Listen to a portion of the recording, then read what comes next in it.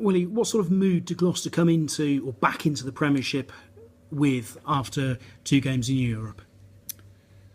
Yeah, I think we're in a reasonable place. We had a good win against Northampton in our last Premiership match, and then obviously the performance against Poe was a poor first half, and then into the second half we started playing some decent rugby, and then obviously we had a really good result against Agen on Thursday night. So we're just sort of searching for that more complete performance.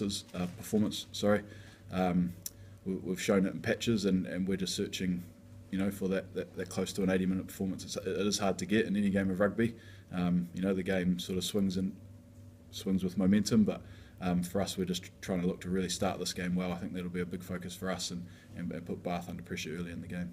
Before Poe, there was the short turnaround. Now, before Bath, you've got the long turnaround. Does that take away more excuses?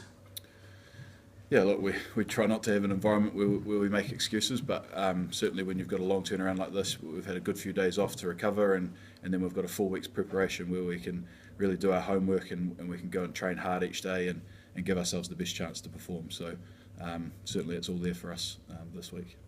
A lot's been made of Gloucester's away form so far, but you go and win at the Rec, and suddenly, that's all put to rights, isn't it? Yeah, well, it's a step in the right direction, isn't it? I don't know that you solve it with one win, but if I knew the exact answer as to why we haven't had those performances away from home, we might not have found ourselves in this position in the first place. But the big message that I've given to the group this week is just around genuinely preparing, each man doing what he needs to do to give himself the best chance to put in that really top quality performance in the weekend, and then just going with a real attacking mindset right from the word go. Don't sit and wait just because we're playing away from home, just because we don't have the shed, and all our supporters screaming as they do when we play at Kingsholm. That's no excuse. We've got to go down and have those really good starts and get ourselves into the game right from the start. You talk about the message this week. It sounds like you're not just captain for the 80 minutes on a Saturday or a Sunday, whenever you play, but also during the week. Is it almost a sort of a heavier burden? Do you think more about the game as captain than you did just as scrum half?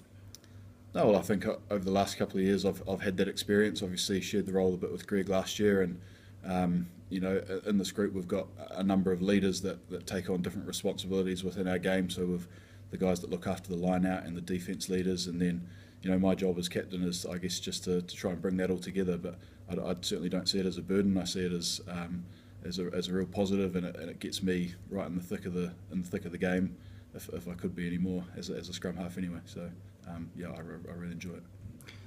Bath obviously above Gloucester in the table, but there's been the odd chink in their game. Newcastle showed that they're not unbeatable. How much can that sort of be a template to sort of get in their faces, I suppose, and from the first whistle? Yeah, well, like you say, they're a good side, and they've put in some good results, particularly away from home for them this season so far. I think Newcastle showed early on in that game, in that first half, they really took the game to them. They were direct, they ran hard, made Bath make tackles, and if you do that, you give yourself the chance to get a few offloads away and break their defensive line. So certainly that's something that we've looked at. Equally, we've seen the strengths in their game and the things that we're going to have to get right. And they've got some pretty awesome strike runners, particularly in their back three. Faletau at number 8 is a very good counter attacker as well. So that's an area of the game that we're going to have to stay on top of. And areas like number 8, can you sense a Ben Morgan eyeing up at Toby Faletau and thinking, right, okay, here's a game that I'm going to relish? Do you see that in some of your teammates when they know they've got big opponents to come up against? Yeah, look, in these big games, you want your big players to step up, and I know Morgs is hugely excited. He loved being back out there on Thursday night.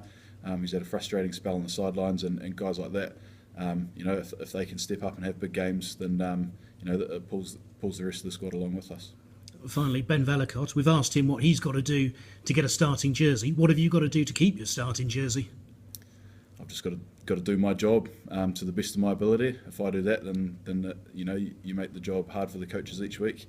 But no one owns the jersey. You've got to go out and earn it each week. And I'm just looking to be as accurate as I can, play my game, and if that gets me the nod next week, then it gets me the nod next week. just soften defences up for 55 minutes and let him come on and take some glory. Yeah, he's an exciting player, and he showed on Thursday night what he can do in a game of footy. So, it's a long season, and we're going to need everyone to step up and play well when they get their opportunity.